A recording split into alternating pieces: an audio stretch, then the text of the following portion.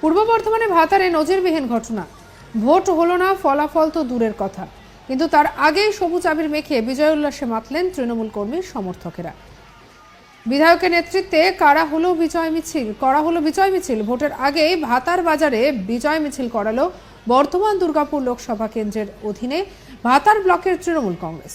উপস্থিত ছিলেন বিধায়ক মান গোবিন্দ অধিকারী এবং ব্লক সভাপতি বাসুদেব যশ। বিজয় মিছিলকে কেন্দ্র করে তৃণমূল কংগ্রেসের কর্মীদের উৎসাহ ছিল চোখে পড়ার মতো। বিধায়ক মান গোবিন্দ অধিকারী এ বিষয়ে বলেন যে, আমরা ভাতার ব্লকে তো জয়লাভ করবই, সেটা কত ভোটে করব তার উপর নির্ভর করছে।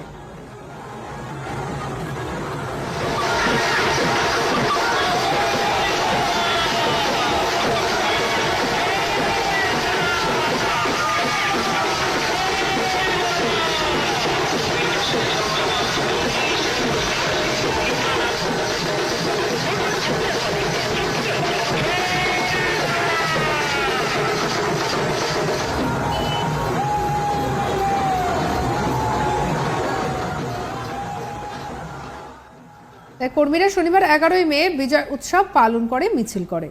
ভাতার ব্লক তৃণমূল কংগ্রেসের সভাপতি বাসুদেব যশ জানান, ক্লাসের ভালো ছেলে যারা হয় তারা তো পাশ নিয়ে চিন্তা করে না, কত শতাংশ নম্বর পাবে সেটা নিয়ে চিন্তা করে। তাই ভাতার ব্লক তৃণমূল কংগ্রেস কত ভোটে জয়লাভ করবে সেটাই এখন দেখার। কি বলছেন বাসুদেব যশ শুনবো। আমরা ভাতার বাজারে সর্বস্তরের কর্মী সমর্থকদের একটা দাবি ছিল। কর্মীদের দাবির ভিত্তিতেই বিধায়ক সেই দাবি পালন করার জন্য 24 ঘন্টা আগে আমরা একটা মিটিং করে নিয়েছিলাম কর্মী সমর্থক সকলের সঙ্গে, যে আমরা ভাতার বাজারে একটা মিছিল করব এবং সেই মিছিলটা হবে একবারে বিজয় মিছিল। সেই বিজয় মিছিলই আমাদের আজকে হবে। ভোটের আগে এতটা আত্মবিশ্বাসী কেন আমরা? শুনুন, আত্মবিশ্বাস তখনই বেরোয় যে ছাত্র রেগুলার পড়াশোনা করে, সে পরীক্ষা পাস করার জন্য তার কোনো চিন্তা থাকে না। সে জানে তার ডিভিশন নিয়ে তার চিন্তা থাকে, আমি 70% পাবো না 90% পাবো, কিন্তু পাস করাটা তার কাছে চিন্তা থাকে না।